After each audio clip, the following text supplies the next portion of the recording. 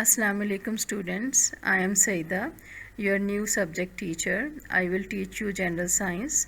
Today we will start unit number 1.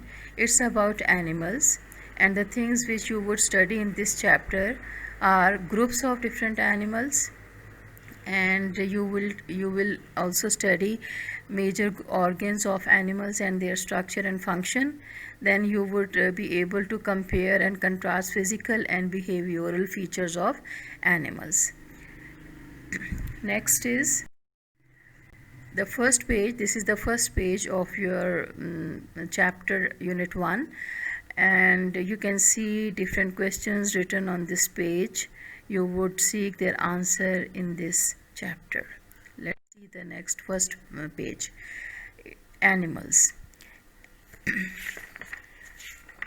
Animals are different from each other in various ways. However, we can group them into different major classes: animals with backbone and animals without backbone. They are called vertebrates and invertebrates. Let's study them in detail. अब इसमें आप ये देख रहे हैं कि जो जितने भी एनिमल्स हैं उनको दो ग्रुप्स में डिवाइड किया जा सकता है.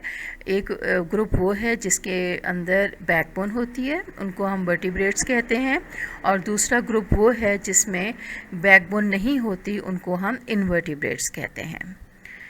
वर्टिब्रेट्स देखते हैं अब क्या हैं. Vertebrates are animals with the vertebral column in the centre of their back. The backbone is not a single bone, it is made up of small movable bones. You can feel your backbone by running your hand along the central portion of your back. There are many other major features that distinguish vertebrates from invertebrates. These features help us to understand their characteristics.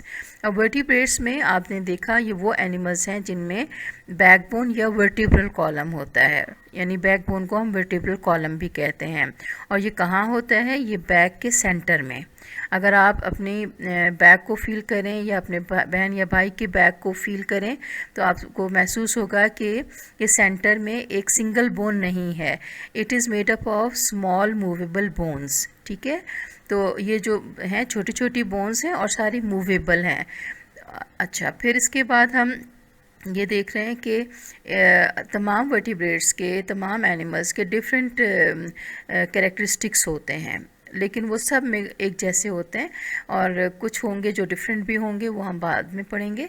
अभी देखते हैं कि वो क्या structures हैं जो तमाम vertebrates में मौजूद होती हैं. नंबर 1 है bones. All vertebrates have bones that join together to make a skeleton. It gives shape to the body and protect its soft internal parts. For example, the rib cage protects the heart and lungs. अब ये जो bones हैं हमारी body में, हम भी vertebrates हैं, और तमाम वर्टिब्रेट्स की बॉडी में बोन्स स्केलेटन फॉर्म करती हैं, और ये स्केलेटन जो है ये हमारी बॉडी को सपोर्ट करता है और इसको एक स्पेसिफिक शेप देता है. और इसके अलावा ये डिफरेंट ऑर्गन्स को प्रोटेक्ट भी करता है. मसलन रिब केज है, ये हमारे रिब केज के अंदर हार्ट और लंग्स को प्रोटेक्ट करता है. इसी तरह ब्रेन है जो हमारे स्कल में होता है, और जो स्कल है वो भी बोनी है और वो हमारे ब्रेन को प्रोटेक्ट करता है. इसके बाद जो सेकंड स्ट्रक्चर है वो है muscles. Muscles are attached to bones and support the body in its movement. Muscles जो हैं ये बोन्स के साथ अटैच होते हैं और हमारी बॉडी को मूव करने में हेल्प करते हैं. फिर है teeth. Animals having different diet have different structure of their teeth. Animals that eat plants have flat and wide teeth to chew and grind leaves. Meat eating animals have sharp and pointed teeth that are mainly used for tearing and chewing the flesh of their prey. अब जो teeth हैं ये different types के होते हैं different animals में, और ये डिपेंड करते हैं उनकी डाइट पर. मसलन कुछ एनिमल्स हैं जो प्लांट ईटर्स हैं, यानी वो प्लांट्स खाते हैं, प्लांट्स के मुख्तलिफ पार्ट्स पर वो फीड करते हैं, तो उनके जो टीथ हैं they are flat and white. And they are some animals which are meat eating, वो गोश्त खाने वाले जानवर हैं, और they have sharp and pointed teeth. ठीक है, ताकि वो पॉइंटेड टीथ होंगे, शार्प होंगे, तो वो गोश्त को काट सकते हैं और उसको आराम से खा सकते हैं. ठीक है, अब देखें कि इसके बॉटम पर लेफ़्ट साइड पे ह्यूमन टीथ का पूरा एक सेटअप दिया है। ये हमारे मुंह में सारे टीथ इस तरह से अरेंज हैं। लेट्स सी, फर्स्ट काइंड है कैनन्स की। आप देख रहे हैं कि ये छोटा सा है, अपर जॉ में आपको नज़र आ रहा है। It helps to tear food, ये हमारी फूड को टीयर करने में हेल्प करता है। फिर मोलर्स हैं, मोलर्स को आम तौर पे हम दाढ़ें कहते हैं। ये जो दाढ़ें हैं they help to grind food, ये ग्राइंड करने में, पीसने में उसको हेल्प करते हैं। फिर प्री मोलर्स हैं, प्री मोलर्स दाढ़ों से आगे जो ज़रा फ्लैट से टीथ हैं, ये वो हैं।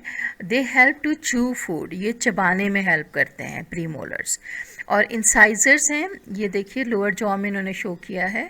They help to cut and chop food, ये हमें हेल्प करते हैं कि हम अपनी फूड को कट कर सकें और चॉप कर सकें, छोटे छोटे पीसेस में उसको डिवाइड कर सकें। ठीक है, इसी के सामने आप देखिए ये राइट कॉर्नर पर teeth of plant eating animals है। ये जो सर्कल में बना हुआ है पूरा जॉ दिखाया है इन्होंने, और आप देख रहे हैं सारे के सारे जो टीथ हैं वो फ्लैट हैं और वाइड हैं।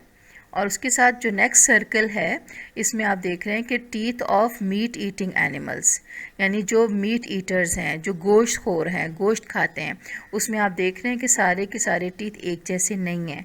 उसमें कुछ ज़्यादा पॉइंटेड हैं, कुछ कम हैं। तो वो ज़्यादातर पॉइंटेड हैं ताकि वो टीयर ऑफ कर सकें गोश्त को और ईज़िली खा सकें। अब नेक्स्ट है, vertebrates also have important internal organs that have their own function. For example, the first is stomach. Stomach is like a bag, it digests food chewed by teeth. The second organ is the brain. It is the most important organ of the body. Animals follow instructions from the brain to perform all their activities such as thinking and speaking.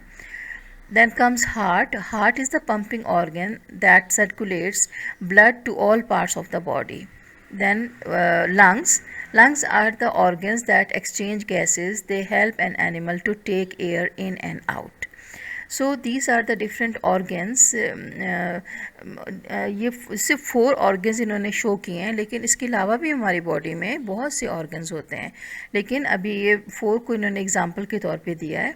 मसलन stomach है, stomach कैसा होता है, bag like होता है। क्या करता है, ये हमारी फूड को डाइजेस्ट करता है। वो फूड जो हमारे माउथ में चू हो किस तक पहुँचती है उसको वो डाइजेस्ट कर देता है। ब्रेन है एक और ऑर्गन हमारी बॉडी का या वर्टिब्रेट्स का। ये क्या करता है, ये हमारी बॉडी को कंट्रोल करता है। इसकी तमाम एक्टिविटीज़ इसके कंट्रोल में होती हैं। मसलन थिंकिंग है, स्पीकिंग है, ब्रीदिंग है, डाइजेशन है, हर चीज़ इसके कंट्रोल में होती है। फिर हार्ट है, heart is the pumping organ, यानी हमारे हार्ट पंप करता है ब्लड को पूरी बॉडी में। ठीक है, और फिर लंग्स हैं। लंग्स क्या करते हैं, they help in exchange of gases, oxygen absorb करते हैं, कार्बन डाइऑक्साइड बॉडी से बाहर निकालते हैं। इस तरह से ये सारे डिफरेंट ऑर्गन्स हैं जो हमारी बॉडी में या वर्टिब्रेट्स की बॉडी में मौजूद होते हैं और वो डिफरेंट फंक्शन परफॉर्म करते हैं। इसके देखें ऊपर टॉप पर, राइट टॉप पर डू यू नो है एक information. Let's see, the black part of the I is called the प्यूपिल. It dilates in dim light and shrinks in bright light.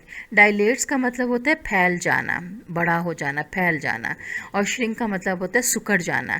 तो इसमें आप देखें कि अगर आपने आई को मिरर में देखें तो आपको उसके अंदर ब्लैक एक पार्ट नज़र आएगा, सर्कल नज़र आएगा, ये प्यूपिल है।